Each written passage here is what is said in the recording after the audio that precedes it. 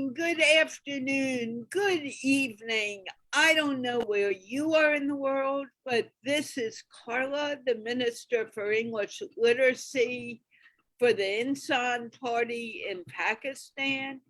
And we are here to talk about the education of English and how it relates to technology throughout the world. I have people from the United States, from Canada, from Nigeria, and of course, Pakistan, because English is the global language, and English is the language that we're using throughout the world to communicate. And the more we communicate, the better we're going to become a part of one world family instead of separate little countries throughout the world. Having said that, I'd like Asma to talk a few minutes about the Insan Party and what the Insan Party is about, which is, Insan means humanity, and it's bringing humanity together from the top of the government to the lower parts of the government. So we are all enabling ourselves. Asma, please. Yeah, thank you, Carla, for letting me. Okay, I'm Asma Tariq. I'm the Secretary of Insan Party. And what is Insan Party? Insan Party is the new 21st century party, which is basically focusing on the technology. With the power of technology, we want to empower these people. And while we are doing these conferences, we want to connect the people globally with the power of communication, because we believe that the more people would connect, the more opportunities we all get. And with that, we all people see that a lot of conflicts. There is a lot of in world. There is no peace. Why? Because we are not connected. We don't understand each other. And when we'll connect with each other, when we communicate with each other, we understand each other's problems and we will connect. And with that, certainly, there the peace would come. And this is the mission where Insan Party is working on. We have a lot of other ministries like this English literacy, which is covering the all fields of life: poverty, water, electricity, communication, women empowerment, men empowerment, women's sports, men's sports. And we are just trying to connect the people globally so that we can connect each other and make peace in the world. Thank you, Carla. Thank you to all the team that joined us. Thank you so much in making this conference wonderful. And thank you, Asma, for such an understanding that you gave us about Insan and what it's about, and how it's important not only for Pakistan, but globally. And that's why I allowed myself to become a part of it. I am from Washington, D.C., and I have been working with people of all ages in the past for over 4 years now about increasing their confidence of speaking English, as well as their confidence communicating with people around the world.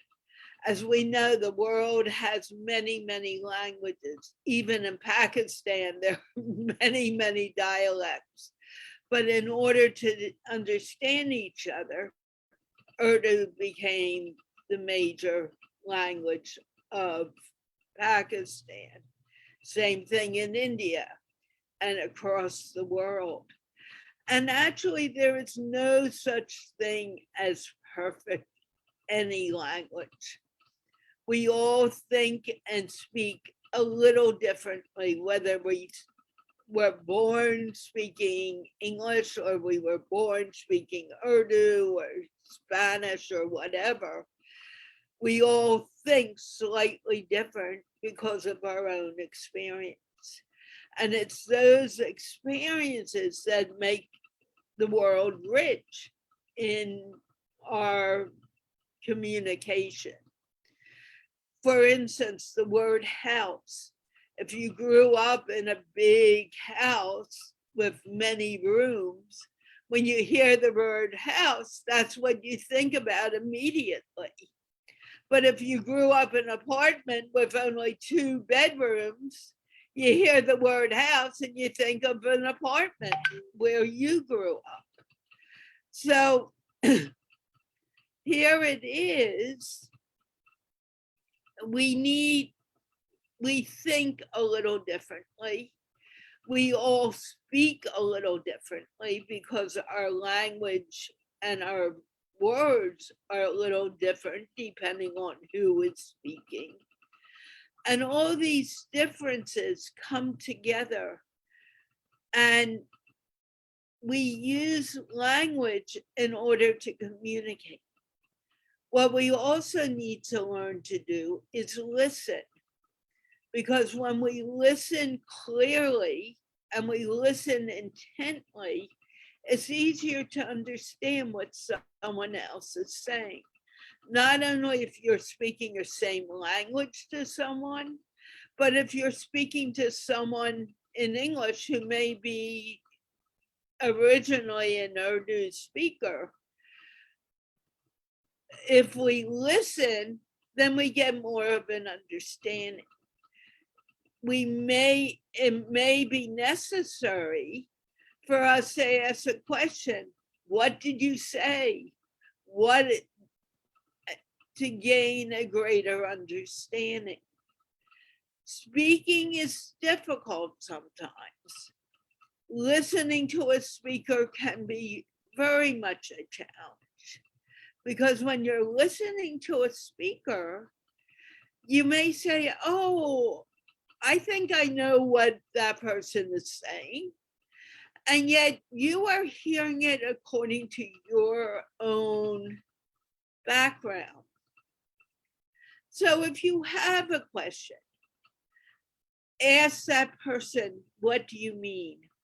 You said something and I didn't clearly understand. I find myself doing that more and more since I've begun talking to people in different languages and different backgrounds, because I want to understand what that person is saying at all times, regardless of background, regardless of knowledge. Now, coming back to English, we need to also be able to laugh at our mistakes. We all make mistakes. I make mistakes many, many times during the day. And instead of saying, hey, that person made a mistake and it's not talking, cannot be talking to me, I don't like what he said. Well, why don't you just accept that a mistake has happened and move forward? Because if we do a mistake, we learn from that. And that makes us grow. It makes us a better person. It makes us more understanding of the world around us. So be comfortable about mistakes. Be comfortable about being who you are. We are all individuals. We're all sort of like flowers in the world. And we could all consider ourselves roses. But every rose, regardless, has some fall. Some may have one rose may have 3 thorns and one may have 2. And does it matter? What matters is that we are all in this world together.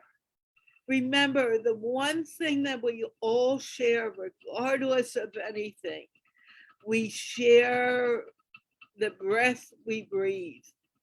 And whether we are in the United States or in Pakistan, or in France, or Australia, we breathe the same air. And that is the air that keeps us alive. We come into this world and we breathe in. First thing we'll ever do. And the last thing we'll ever do is breathe out. And no matter where we are in the world, that breath goes in and out and in and out, and we all share it. So it doesn't matter whether you have blonde hair or black hair, or you're light skinned or you're dark skinned. What matters is that we are all connected.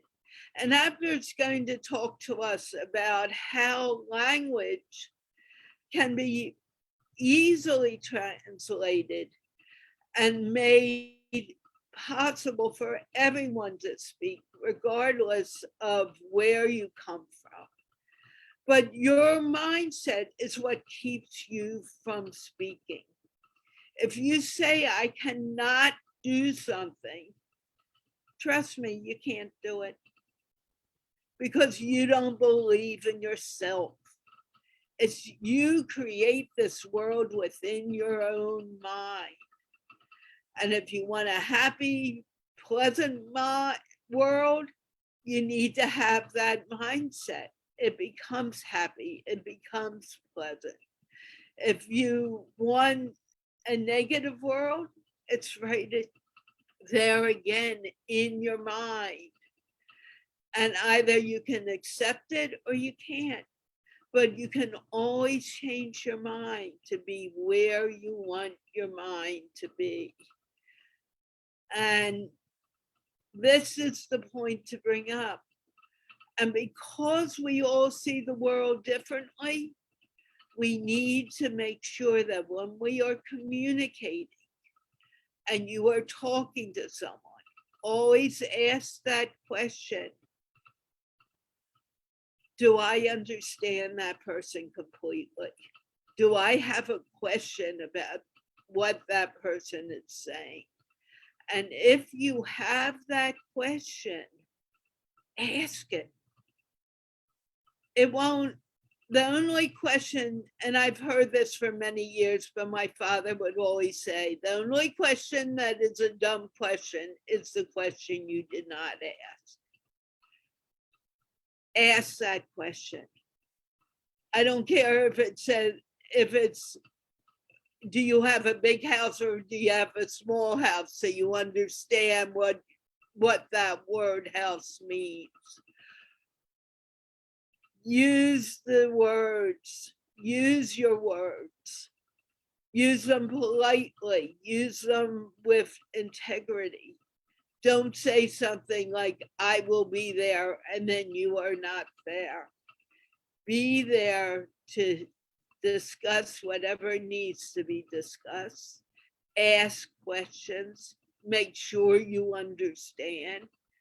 And if someone says you should have understood, that is not necessarily true, because we all think differently. And we all have a different way of expressing ourselves. And Abdur will speak more on that topic in a few moments. In fact, I think we can move on to Abdur right now. Abdur, are you ready to speak? I am ready. I was always ready. I was born ready. Thank you so much, Carla. Hello, everyone. I hope you're all doing fine. My name is Abdur Khattack. I'm from Lahore, Pakistan. And I'm here to talk about the techniques that we can share with non-native speakers that will help them become more confident English language speakers. A little background, I was once very shy language learner. I was not very confident. I was not comfortable with English. And then later, I learned different ways. And then I became a confident and fluent speaker. I am a language and training consultant with British Council. And what we do is we develop courses for teachers on pedagogical skills, classroom management, and leadership. Language is a big part of it. And I'm also a language instructor. I did my Cambridge certification, and this is also my passion. So I teach and help language learners to become more confident and more fluent English language speakers. And today, that's what we will talk about. Um, so let's get started. So the first thing that all non-native language speakers or language learners need to work on is the belief system or the mindset. So because it's very important, and with my experience, I've learned that you need to work on this first. So why do you need to learn English? I've noticed that people with a strong motivation to learn English always do better than people who just do it, for fun. So find a good reason, and you can find many reasons, especially if you're living in a country like Pakistan, India, Bangladesh, Sri Lanka. English can help you connect with people around the world. It can open new doors for you. It can help you find a better job. It can help you expand your business. So find that reason. For a person in Pakistan, I can confidently say that if you know better English, no matter what you do, no matter what stage you're at in your career, it will definitely help you make more money, connect with more people, and serve people better. So that was the first thing. Second thing, everyone can learn a new language. So the ability, some people come with this belief that maybe they're not able to learn a new language. So all non-native language speakers need to understand that English is a language just like any other.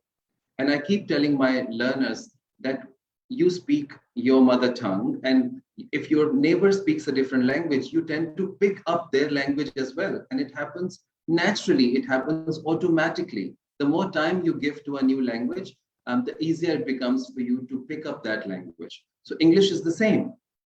All you have to do is to follow the natural order. And the third thing, which comes under belief system, is that language comes with culture. And I encourage all the language learners to understand the English language and its culture as well. And learning about the culture of the native speakers would not mean that you hate your own culture or you think your own culture is not as good. So we have to understand that learning about other people or learning their language does not mean that you're against your local language or your local culture.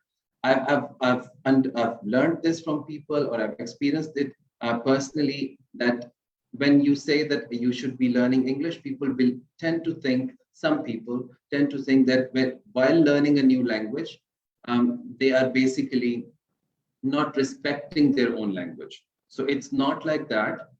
English has its own importance, and of course it's a global lingua franca, and it can help connect us with the rest of the world, because everybody around the world is learning English, and they're trying to connect with people around the world. It's the language of the internet.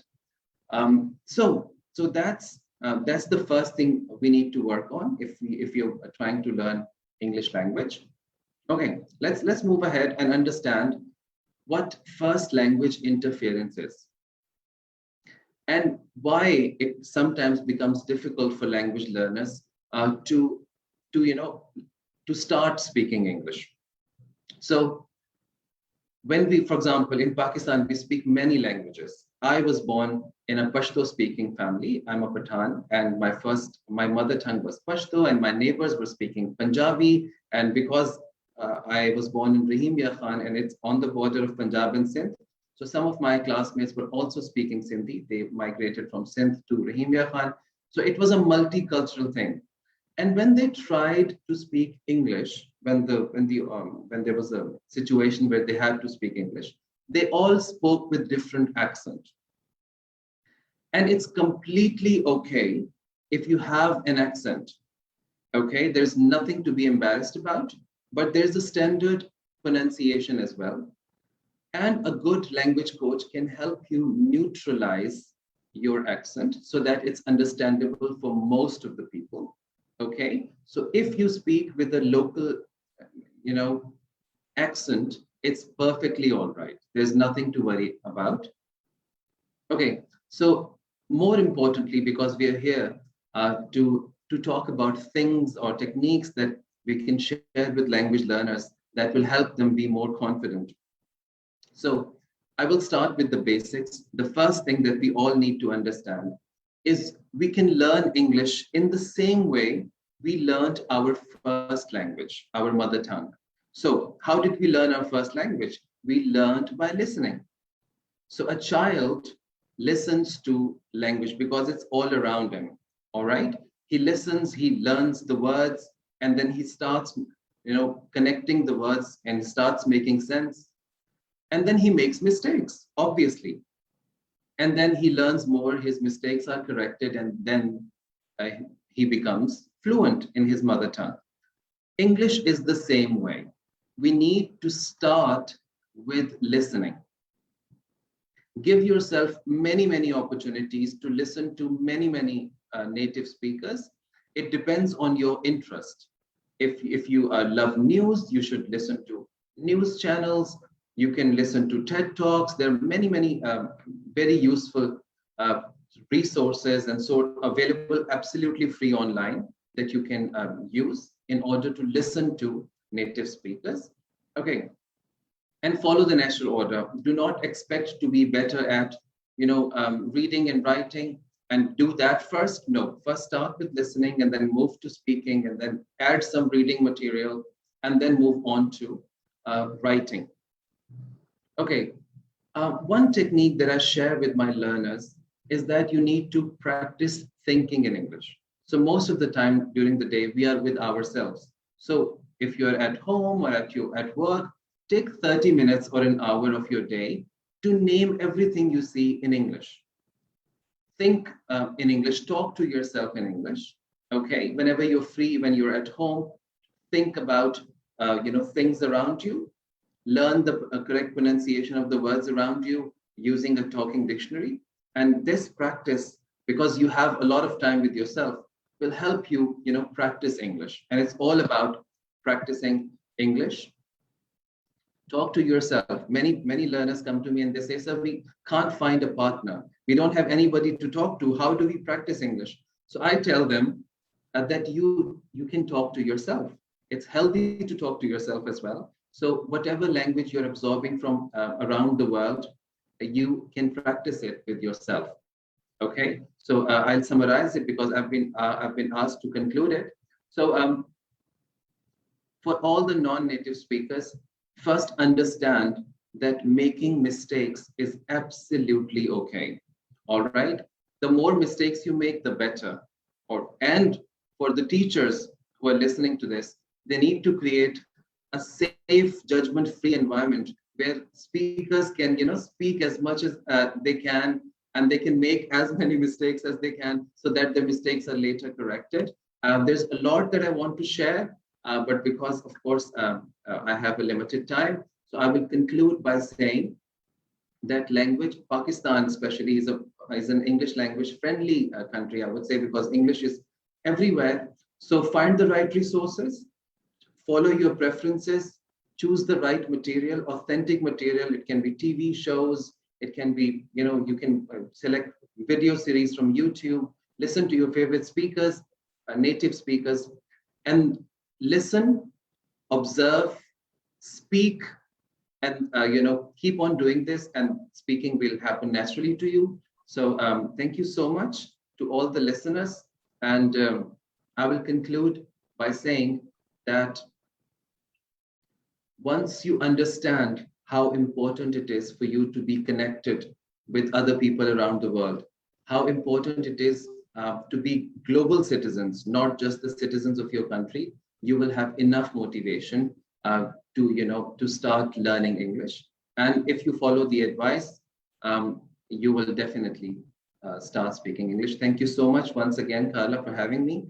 Thanks to all the other attendees. And I hope that this goes on and it happens again. And if there are any questions, I would like to answer them. Ali, do I have any questions? I have a question.